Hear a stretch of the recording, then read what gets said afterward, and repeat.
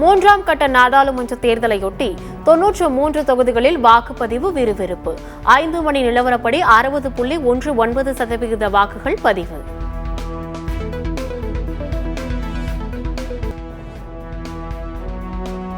எப்போது விசாரணைக்கு அழைத்தாலும் முழு ஒத்துழைப்பு அளிப்பேன்.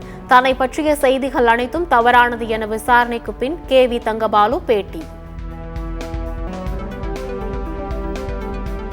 உத்தரப்பிரதேசத்தில் தேர்தல் நியாயமாக நடப்பதை உறுதி செய்ய வேண்டும். தேர்தல் ஆணையத்திற்கு சமாஜ்வாதி கட்சி வலியுறுத்தல். சென்னையில் பாஜக பிரமுகர் கோவர்தன் வீடு மற்றும் ஓட்டலில் CBCID சோதனை. தாம்பரத்தில் ரூபாய் 4 கோடி பறிமுதல் செய்த வழக்கில் CBCID அடுத்த கட்ட நடவடிக்கை.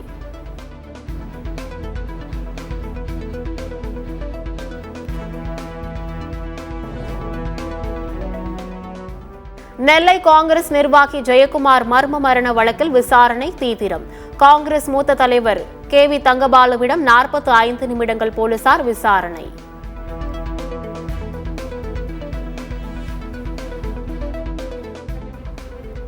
கர்நாடக முதலமைச்சர் சித்தராமையா குடும்பத்துடன் உதகையில் முகாம். நாடாளுமன்ற தேர்தல் முடிந்ததால் 5 நாட்கள் உதகையில் ஓய்வெடுக்கிறார் சித்தராமையா.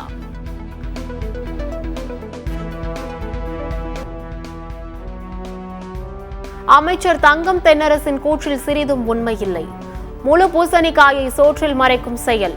வேளாண்மைக்கு 16 மணி நேரம் தடையற்ற மின்சாரம் என்பதை நிரூபிக்க தயாரா என பாமக தலைவர் அன்புமணி சவால். சென்னை மாநகர அதிகபட்ச மின் தேவை 4590 மெகாவாட்டாக அதிகரிப்பு. சீரான மின் விநியோகம் செய்யப்பட்டு வருவதாக மின் பகிர்மான கழகம் விளக்கம். தமிழ்நாட்டு மக்களின் கண்ணீரில் தாமரை ஒருபோதும் மலராது. நாம் தமிழர் கட்சி ஒருங்கிணைப்பாளர் சீமான் கடும் தாக்கு.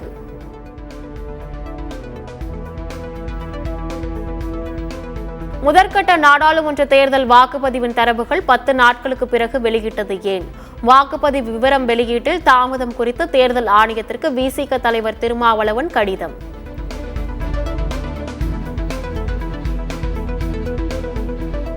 அமலாக்கத்துறை தன்னை கைது செய்ததை சட்டவிரோதம் என அறிவிக்க கோரிய வழக்கு. டெல்லி முதலமைச்சர் அரவிந்த் கெஜ்ரிவால் மனுவை நாளை மறுநாளுக்கு ஒத்திவைத்தது உச்சநீதிமன்றம்.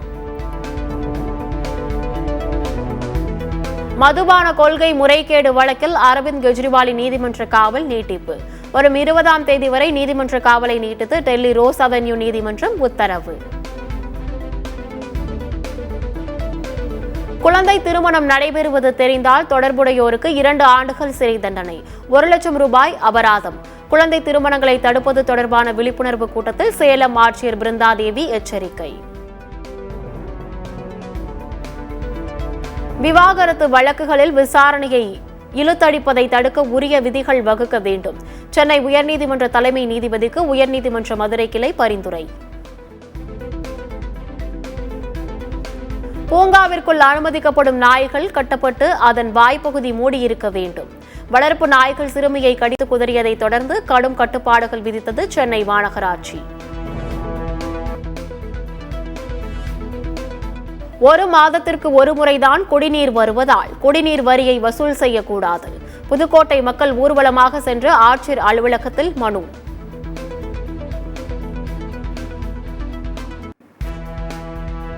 T20 உலக கோப்பைக்கான இந்திய அணி ஜெர்சியில் காவி நிறம் இருக்கும் விவகாரம்.